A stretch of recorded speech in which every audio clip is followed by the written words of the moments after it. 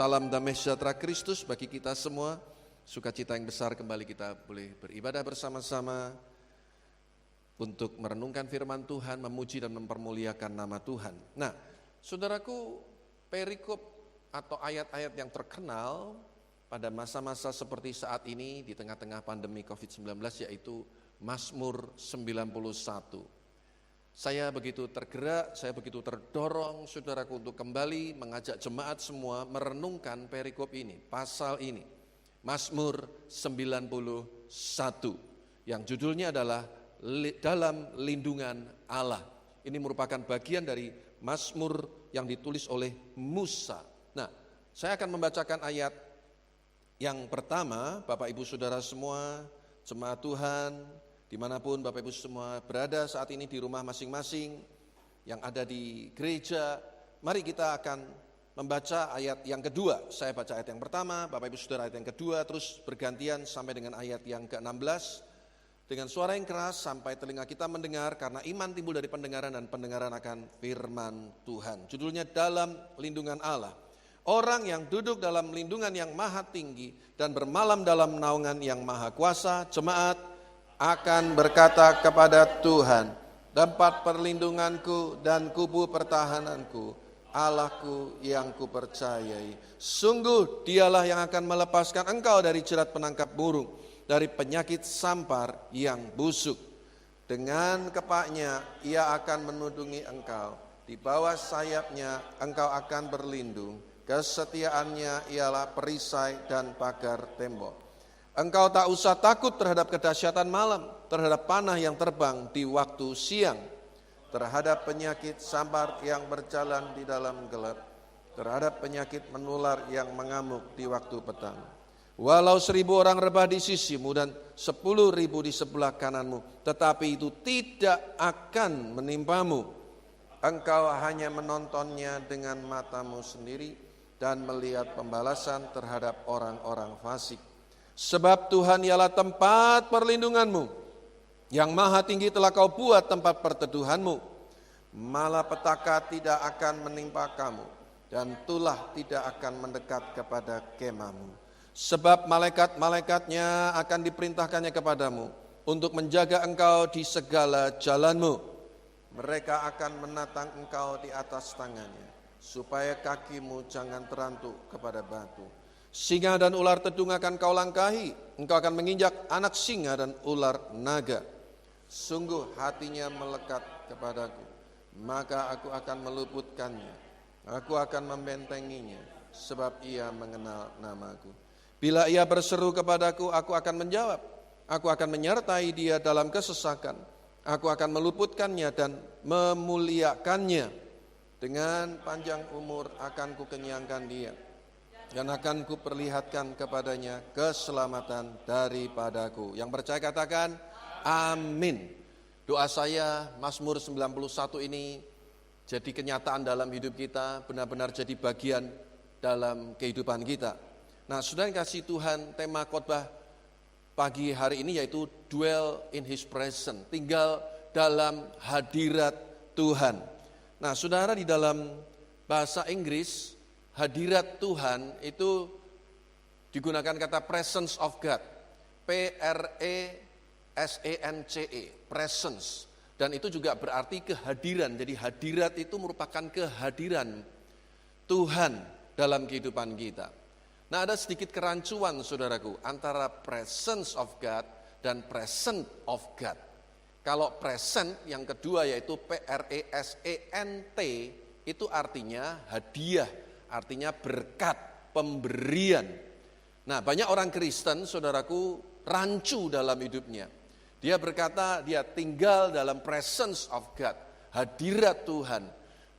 Tinggal dalam lindungan Tuhan, penyertaan Tuhan. Tapi kenyataannya yang dicari adalah present of God, yaitu berkat-berkat Tuhan. Ada banyak orang Kristen, saudaraku, yang memanipulasi kekristenannya, kehidupan kerohaniannya. Ternyata dia bukan mengejar Tuhan, tapi mengejar berkat-berkat Tuhan. Dan ini berbeda sekali Bapak Ibu Saudaraku. Istilahnya kalau kita mengejar hadirat Tuhan, Anda ingin mengenal hati Tuhan. Anda ingin menjalin satu relationship, hubungan dengan Tuhan. Tapi kalau Anda hanya mengejar berkat-berkat Tuhan, Anda hanya mengejar pemberian Tuhan, istilahnya Anda hanya mencari tangan Tuhan, apa yang Tuhan bisa beri dalam kehidupan kita. Pelayanan juga sama, kita yang hamba-hamba Tuhan ini betul-betul mesti jaga hati, saudaraku, supaya kita ini melayani bukan mencari berkat Tuhan. Saya punya filosofi dalam hidup ini, kita bukan hidup untuk mencari berkat, kita bukan hidup untuk mencari kesenangan diri sendiri. Tetapi ketika kita melayani Tuhan, saya percaya berkat itu akan menyertai kita. Ya, kita hidup untuk melayani, bukan melayani untuk cari kehidupan. Ini berbeda sekali, saudaraku. Ini berbeda sekali. Jadi kita mesti hati-hati, saudaraku. Kehadiran itu sangat penting. Kehadiran itu sangat penting. Anda yang sudah jadi orang tua, Anda punya anak. Anakmu enggak cuma butuh dikasih uang aja, dikasih mainan aja, dan Anda tinggal pergi kerja tiap hari, enggak pernah punya waktu untuk bermain dengan anak-anak kita. Enggak pernah punya waktu untuk bersenda gurau, untuk bersama-sama pergi dengan dia. Saudara, satu kali kita akan menyesal. Anak-anak kita enggak cuma butuh uang, enggak cuma butuh mainan, tapi yang paling penting kehadiran kita. Jangan biarkan anak-anak kita dididik oleh gadget, dididik oleh handphone, dididik oleh televisi. Tapi biarlah melalui kehadiran kita, saudaraku, kita mewakili Tuhan, menyatakan, menyampaikan kebenaran kepada anak-anak kita, mendidik mereka dalam takut akan Tuhan. Saudaraku, saya percaya begini, saudaraku, when there is presence of God, there is presence of God. Di mana ada hadirat Allah, di situ pasti ada berkat-berkat Tuhan dalam hidup kita. Setuju Bapak Ibu Saudara? Kalau Anda hanya sekedar cari berkat, belum tentu Tuhan berkenan. Belum tentu, saudaraku. Tuhan bisa saja kasih apa yang kita minta, tapi bisa jadi itu melukai hati Tuhan. Saya sering pakai ilustrasi itu kalau anak-anak suka meronta-ronta, saudaraku. Dan lalu kemudian orang tua terpaksa, ya udahlah daripada malu dilihat orang banyak, udahlah dikasih. Tapi sebetulnya hati orang tua mungkin gak mau memberi, tapi karena terpaksa. Itulah sebabnya saya seringkali juga membuat perbedaan antara kehendak Tuhan dan seizin Tuhan. Kehendak Tuhan dan seizin Tuhan. Kalau kehendak Tuhan, pasti yang benar, yang suci, yang kudus, itu yang Tuhan mau terapkan dalam kehidupan kita. Tapi ada kalanya manusia suka memaksa, manusia suka semaunya sendiri. Ada kalanya ya udah, pilih jodoh, saudaraku. Tuhan bilang bukan itu. Kehendak Tuhan dia sudah siapkan yang lebih baik. Tapi kita memaksa, kalau aku nggak sama dia, aku lebih baik mati aja. Ya udah, akhirnya menikah. Dalam tanda kutip, sepertinya Tuhan izinkan ya, tapi bayar harganya. Nah, jadi kalau kita masuk dalam hadirat Tuhan, maka ngerti kehendak Tuhan. Ternyata nanti di kemudian hari kita ngerti bahwa sebetulnya bukan itu yang Tuhan mau.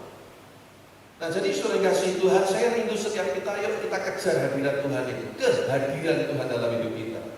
Saya ini sebenarnya ada sedikit kekhawatiran, saudara, kalau nanti sudah benar-benar kita new normal dan ibadah betul-betul boleh diselenggarakan di gereja-gereja, dan walaupun dengan tata tertib pemerintah yang ada tentang norma-norma kesehatan, kebersihan dan sebagainya, saya ini agak sedikit ada kekhawatiran. Kenapa? Banyak orang Kristen sudah mulai nyaman di rumah. 2 bulan ini cuma online streaming ibadah di rumah.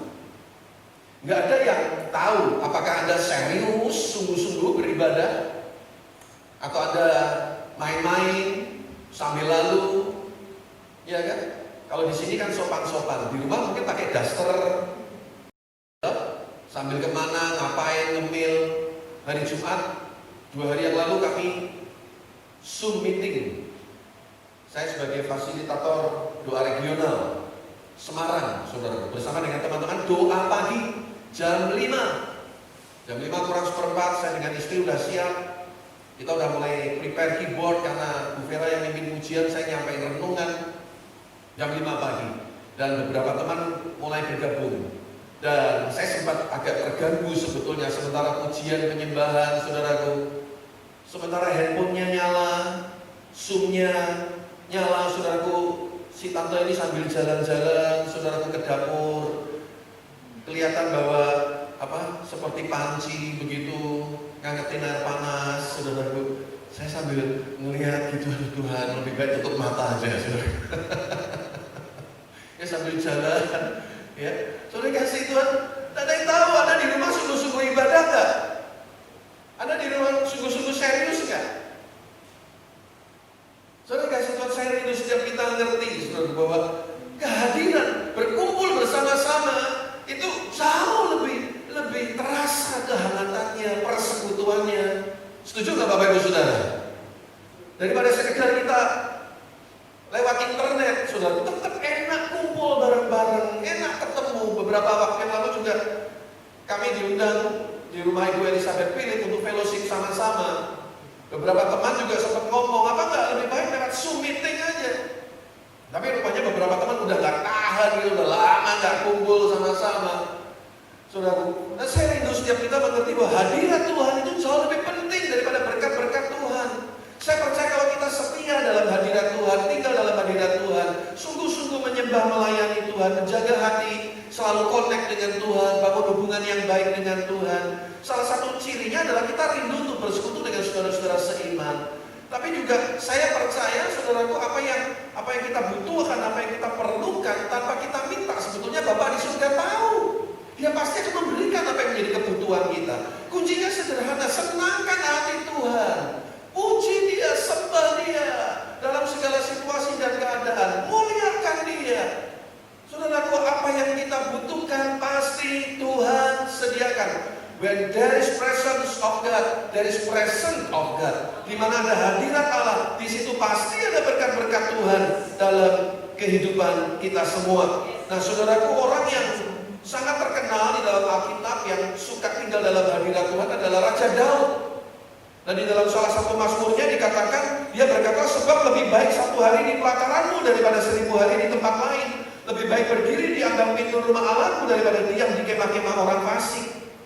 Mazmur 84 ayat yang ke-10. Nah, jadi sudah kasih Tuhan, yang pertama yang saya mau katakan adalah mari kita jadikan Tuhan center of our life. Jadikan Tuhan sebagai pusat dari kehidupan kita. Lebih daripada semua pergumulan kita, kebutuhan kita, jadikan Dia segala-galanya dalam kehidupan kita, dalam keluarga kita, pekerjaan kita. Yang kedua, saudaraku, kalau kita sungguh-sungguh tinggal dalam hadirat Tuhan, berlindung dalam naungannya, saudaraku, yang kedua, saya percaya kita tidak perlu takut menghadapi kehidupan ini. Kembali ke Mazmur 91 ayat 5 dan 6. Engkau tak usah takut terhadap kedahsyatan malam, terhadap panah yang terbang di waktu siang, terhadap penyakit sampar yang berjalan di dalam gelap, terhadap penyakit menular yang mengamuk di waktu petang. Tidak perlu takut, saudara. Apa yang sedang terjadi hari-hari ini kita semua pasti tahu. Saya percaya Tuhan akan melindungi kita, Tuhan akan menyertai kita. Kalau tadi saya katakan when there is presence of God, there is presence of God. Di mana ada hadirat Allah, di situ ada berkat Tuhan. Yang kedua saya mau katakan begini, when there is presence of God, there is protection of God. Ada perlindungan daripada Tuhan.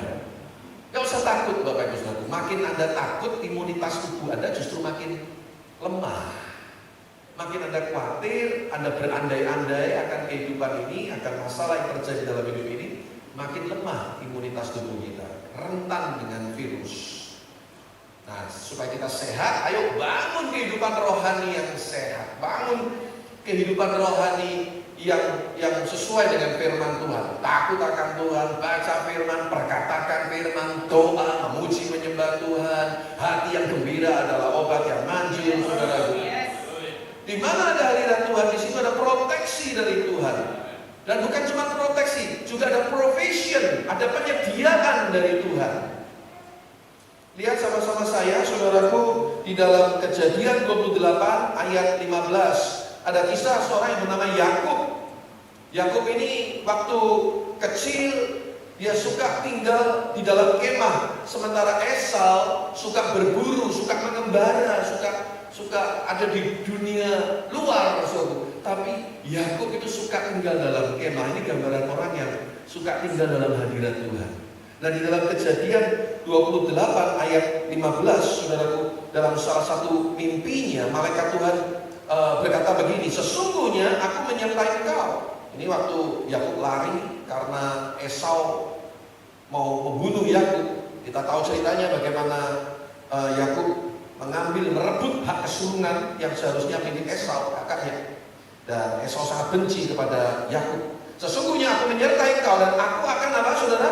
Melindungi engkau kemanapun engkau pergi, dan aku akan membawa engkau kembali ke negeri ini, sebab aku tidak akan meninggalkan engkau, melainkan tetap melakukan apa yang kujanjikan kepadamu. Saudara kasih Tuhan, ini orang yang suka tinggal dalam hadirat Tuhan. Kalau Tuhan menyertai kita, Tuhan pasti akan melindungi kita. Saya nggak berkata begini lalu kita mencobai Tuhan dengan hidup sembrono semuanya sendiri. Tetap kita harus jaga kesehatan, kebersihan, tidur yang baik, olahraga yang teratur, saudaraku, menjaga hati, saudara. Karena ada banyak orang yang kadang hari-hari ini mulai membingungkan, ya enak online, enak ibadah di rumah aja. Alasannya, ya ini kan kondisi sekarang begini. Setuju Bapak Ibu Saudara, memang kondisi memang sepertinya kurang baik. Tapi kadang yang menjadi keprihatinan saya, saudaraku, sementara hari-hari yang lain dia bisa sibuk dengan pekerjaannya, dia bisa sibuk dengan hobinya, dia bisa sibuk, saudaraku, bahkan ngelencer kemana, saudaraku. Tapi giliran diajak ibadah lagi, saudaraku, mulai macam-macam. Ada teman yang sempat sharing, saudaraku, jemaat tanya, Pak, kapan kita bisa ibadah lagi?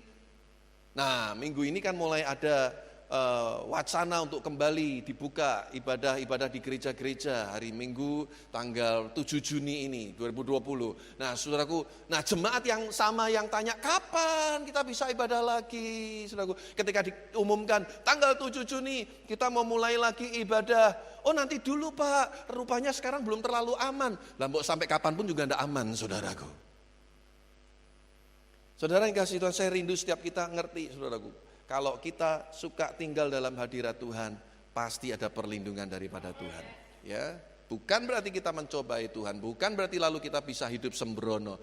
Tuhan memberikan kita hikmat, Tuhan memberikan kita kebijaksanaan supaya kita hidup seperti apa yang firman Tuhan katakan, tapi juga tetap taat pada aturan pemerintah. Kita atur jarak kursi, lalu juga kita sediakan hand sanitizer, cuci tangan, gunakan masker, jangan bicara terlalu dekat. Ya, saudaraku, pakai masker setiap waktu kita keluar dari rumah. Saudara kasih Tuhan, itu yang harus kita lakukan. Tapi yang penting jangan takut, karena di dalam ketakutan berarti kita tidak sempurna kasih kita kepada Tuhan.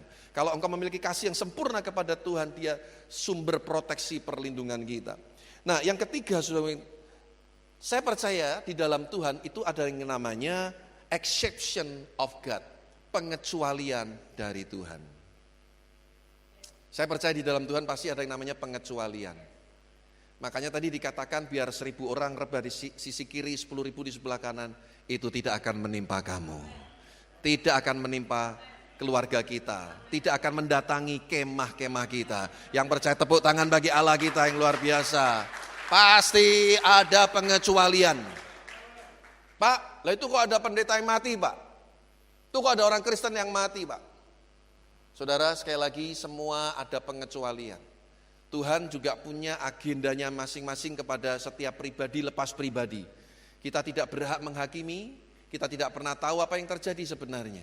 Yang penting bagi saya, yang kita hidup ini loh. Ya, kalau Alkitab katakan hidup Kristus, mati adalah keuntungan. Caranya mati bagaimana kita nggak pernah tahu. Betul nggak, saudaraku? Kita nggak pernah tahu, saudaraku. Yang penting kita percaya aja Tuhan pasti melindungi kita. Kalau memang waktunya sudah selesai, harus tinggalkan dunia ini, mahkota kemuliaan sudah Tuhan sediakan buat kita. Selama kita hidup untuk Kristus, mati keuntungan. Saya percaya semua mau untung. Orang yang dagang pasti pengen untung. Giliran terima keuntungan, nggak mau. Jadi nggak ada yang perlu dipermasalahkan sebetulnya, saudaraku. Jadi kalau memang tugasnya sudah selesai, ya selesai. Nah, kita yang masih diberi kesempatan hidup berarti Tuhan masih punya planning. Tuhan punya rencana untuk kita mengerjakan apa yang kita bisa kerjakan. Dan ini merupakan pembelajaran juga buat kita. Hidup itu adalah kesempatan. Kita tidak pernah tahu kapan waktunya tiba kita pulang ke rumah Bapak. Betul Bapak Ibu Saudara? Enggak tahu. Saya dengar kesaksiannya Bapak Daniel Alexander. Dia ke Belanda bersama-sama, ternyata juga bersama dengan Pastor Fuxi yang beberapa kali khotbah di tempat kita, dan kita juga beberapa kali khotbah di tempat beliau. Jadi 6 orang yang tinggal di Belanda, 5 kena virus COVID-19. Ya. 2 diantaranya meninggal dunia. Salah satunya Pak Fuxi. Mereka tinggal dalam satu rumah. Ini keluarga di Belanda ini suka tampung hamba-hamba Tuhan. Jadi ada 6 orang di dalam rumah itu. Salah satunya Pak Daniel Alexander. Dan dia, puji Tuhan, dia selamat saudaraku. Dia tidak terkena, satu-satunya yang tidak terkena adalah dia. Yang 5 semua kena COVID, yang 2 meninggal dunia. Salah satunya Pastor Fuxi dan tuan rumah. Saudara kasih Tuhan, kalau Tuhan memang belum mau untuk kita pulang, ya Tuhan pasti akan selamatkan kita, Tuhan akan lindungi kita. Mungkin saudara bisa lihat di Alkitab, kenapa Stefanus dibiarkan mati di rajam batu? Kenapa Rasul Yakobus dibunuh pakai pedang? Di mana Tuhan?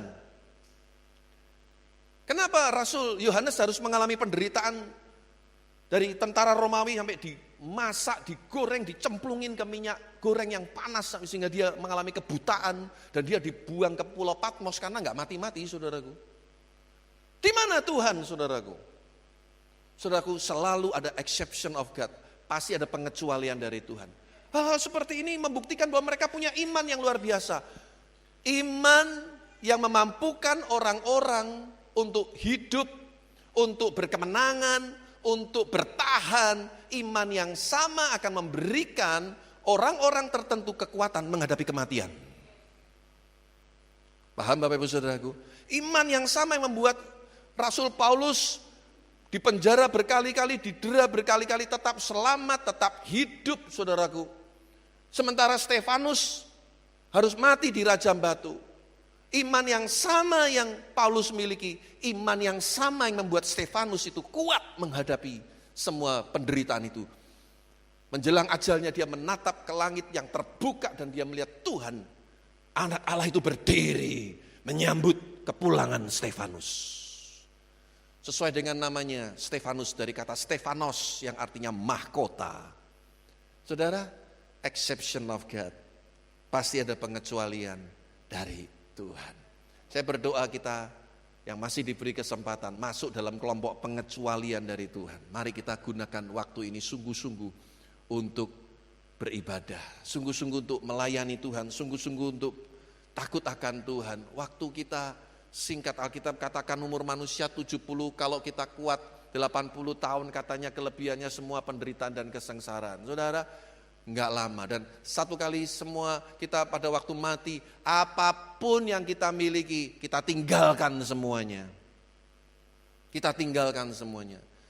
Saya berterima kasih kepada jemaat yang tetap setia memberikan persepuluhan melalui account BCA di gereja kita, persembahan-persembahan diakonia, persembahan untuk pembangunan, puji Tuhan, saudaraku, Tuhan Yesus memberkati Bapak Ibu Saudaraku. Saya percaya jemaat JKI Hosana semua setia di dalam melayani Tuhan, di dalam memberi untuk pekerjaan Tuhan. Sementara banyak orang, gereja-gereja yang mengeluh, karena kolekte turun sementara pengeluaran terus berjalan, saudaraku. Operasional gereja juga tetap harus ada yang dikeluarkan karena ada hamba-hamba Tuhan yang betul-betul hidup untuk melayani Tuhan, mereka enggak ada pekerjaan yang lain. Tapi saya percaya saudaraku, saudara yang setia menabur, Tuhan juga dengan setia akan memberikan tuaian dalam hidup saudaraku. Bukan untuk gereja, bukan untuk manusia, bukan untuk pendeta. Saya sedih saudaraku, ada pengajaran saudaraku, kalau kalian enggak ada uang, sementara orang tuamu butuh, gak usah kasih persembahan, gak usah kembaliin perpuluhan. Kasih dulu orang tuamu, bantu dulu orang tuamu. Betul gak saudaraku? Betul 50% menurut saya. Salah 50%. Kenapa mesti kita compare begitu? Kenapa kita gak bilang begini? Kalau memang orang tuamu butuh, bantu dulu orang tuamu. Jangan bayar pajak. Gak usah bayar pajak ke pemerintah, orang tuamu masih dalam kekurangan. Kenapa yang dipakai perpuluhan? Kenapa yang dipakai persembahan untuk gereja? Ngerti saudara maksud saya? Kenapa Anda membandingkannya dengan pekerjaan Tuhan? Saudara yang kasih Tuhan, ini akan sangat memukul hamba-hamba Tuhan di pedesaan. Karena mereka betul-betul yang tidak punya sawah ladang tentunya, yang masih punya sawah ladang masih mending. Yang enggak ada. Mereka punya anak, punya istri, ya hidupnya dari persembahan jemaat. Itu realita saudaraku. Jadi apa yang kita harus berikan untuk orang tua, ya harus kita berikan untuk orang tua. Apa yang untuk Tuhan, mari kita kembalikan untuk Tuhan. Amin saudaraku. Hari ini kalau saya ajak papa saya makan, gak mungkin saya minta ganti sama papi saya. Sudah kewajiban saya untuk bayarin papa saya makan. Pergi kemana saya yang harus bayarin. Sudah waktunya. Dan tanpa harus saya mengurangi perpuluhan yang saya harus kembalikan untuk pekerjaan Tuhan. Saudara kasih Tuhan, saya berdoa supaya setiap kita mengerti. Ketika kita benar-benar menghargai hadirat Tuhan dalam hidup kita, kita nggak akan kekurangan sesuatu pun yang baik dalam kehidupan kita. Tepuk tangan bagi Allah kita yang luar biasa. Ya, saya senang ada jemaat itu, tidak perlu saya sebut namanya ya. Dia lagi jalan-jalan, nemu cincin saudara, nemu cincin. Lalu dia pikir, wah lumayan ya, nanti bisa buat, karena lagi harus pergi ke dokter untuk beli obat. Tapi rupanya saudaraku, dia nggak damai, tiba-tiba ada suara dari Roh Kudus ya. Kenapa? Untuk kamu sendiri, kembalikan, persembahkan untuk pekerjaan Tuhan. Wah dia nggak tahan saudaraku, akhirnya dia hubungi kami dan kami masukkan ke pembangunan saudaraku. Saudara yang kasih Tuhan, saya percaya Anda akan menuai apa yang Anda tabur. Ini hukum. Sama dengan Anda lempar benda ke atas, pasti jatuh ke bawah. Itu hukum, sudah nggak bisa dilawan. Dan tabur tuai itu bukan masih hipotesa, masih penelitian, bukan. Itu hukum. Yang menabur pasti akan menuai. Amin. Saya berdoa setiap jemaat Tuhan sungguh-sungguh mengerti saudaraku, hargai hadirat Tuhan. Pasti ada pengecualian daripada Tuhan. Kalau kita setia, Tuhan pasti setia. Enggak ada yang kekurangan di antara kita. Saya malah melihat ya jemaat GKI Hosana di tengah-tengah krisis begini banyak yang diberkati Tuhan loh. Saya nyaris enggak dengar, aduh kesulitan lah begini, malah banyak yang pekerjaannya malah diberkati Tuhan. Saya berdoa supaya setiap kita boleh semakin sungguh-sungguh menghargai hadirat Tuhan. Ini bukan bicara soal merinding-merinding, hadirat Tuhan itu merinding-merinding gitu ya. Anda kalau cuma cari hadirat Tuhan merinding-merinding, pergi aja ke Bergota juga jam 12 malam di situ merinding saudaraku. Apakah itu hadirat Tuhan? Saya berbicara tentang penyertaan Tuhan dalam hidup kita. Yang Anda mesti jaga hubunganmu baik-baik dengan Tuhan dalam segala hal. Lewat waktu-waktumu, lewat keuanganmu, lewat tenagamu, skillmu. Saya percaya saudaraku, apa yang kita lakukan untuk Tuhan tidak pernah sia-sia. Amin. Tuhan Yesus memberkati Bapak Ibu Saudara semua. Sekali lagi beri kemuliaan bagi Allah kita yang luar biasa.